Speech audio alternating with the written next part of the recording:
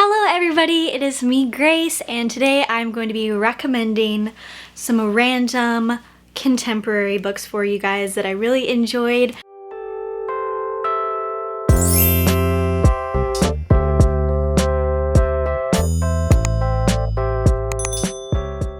The first book I'm going to be recommending to you guys is Wonder by R.J. Palacio. I recently watched this movie and it just made me remember how obsessed I am with the book and with the story. The movie is phenomenal, like so good. So if you haven't seen the movie, definitely watch that as well. This book is about a little boy named August Pullman who has a facial deformity and he is going to school for the first time. He's been homeschooled all his life and he finally decides that he's ready to go to public school. And it's just about his experiences and about the family experiences. We follow the older sister as well quite a bit. I get emotional thinking about this book because of how much I love the older sister Via and Augie as well, or August. Augie is his nickname. But it's so good. It reminded me of what it was like to be a kid. I remember reading a few of the lines and thinking, oh my gosh, I used to think this when I was a kid. I didn't want my mom to drop me off at the front of the school. Like, I wanted to kind of be dropped off far away and then walk in. Like, just funny kid stuff like that, and just remembering what it was like being that age.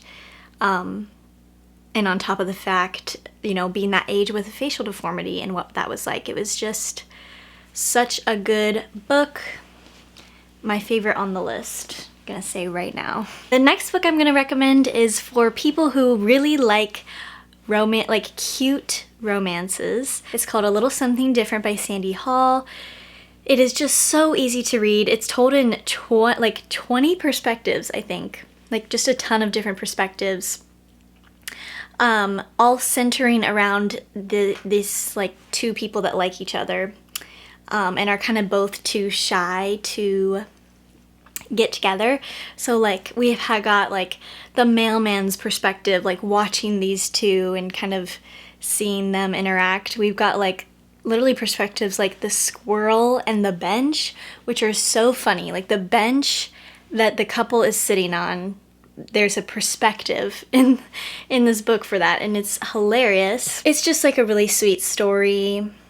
Very easy to read, so if you're in the mood for that type of thing, I definitely recommend this book. Next, we've got Since You've Been Gone by Morgan Matson. This book is about Salone and Emily.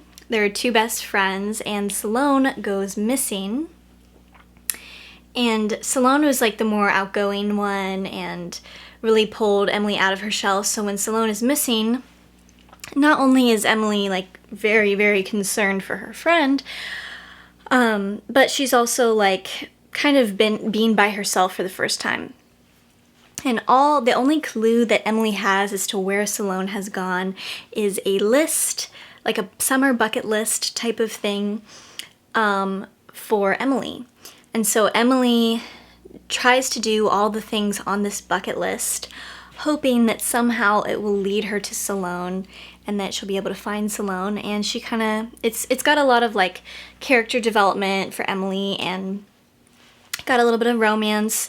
It's a very great summer read with a little bit of mystery. Next, we have Me Before You by Jojo Moyes. I bet a lot of you guys already know what this book is about, or might have seen the movie, but it is such a good book. I need to read the sequel. I know there's like another book in the series. I have to read it. Anyway, this book is about a girl who starts working for a man who has been paralyzed, like from the neck down. He's fully in a chair and needs assistance with that. But before his accident that caused him to be paralyzed, he was very like a big businessman, very kind of adventurous, kind of a douchebag.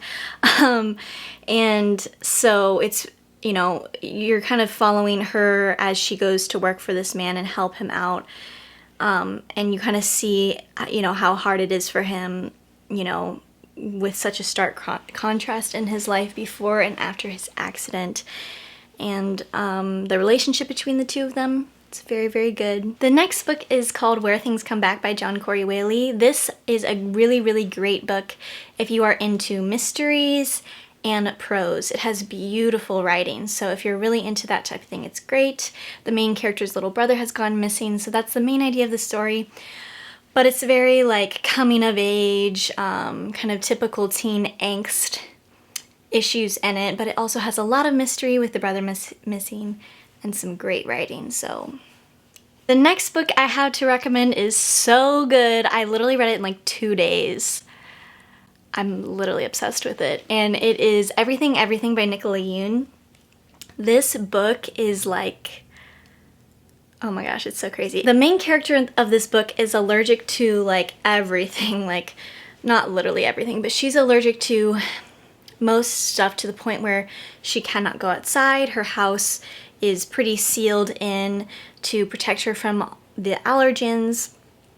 And she starts to develop kind of a relationship online with the boy who lives next door. I think he lives next door. I don't really remember.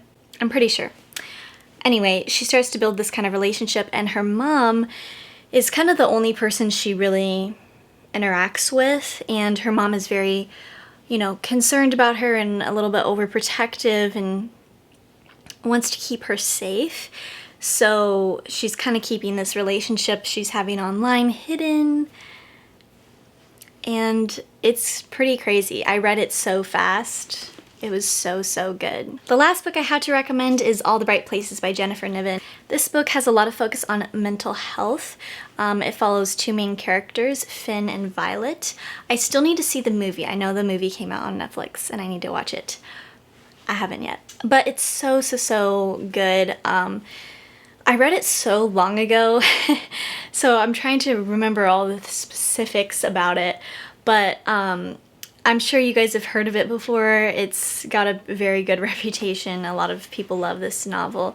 But if you love books that are about mental health, there is a romance in it, so that's there as well. But really, if you love books about mental health and, you know, experiences and struggles with mental health, such as anxiety, depression, and more, I highly recommend giving this one a try.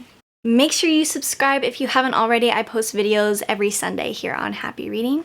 I hope you guys enjoyed this video, and I will talk to you guys next time. Bye! Okay, let me start over here. I'm like not explaining this correctly.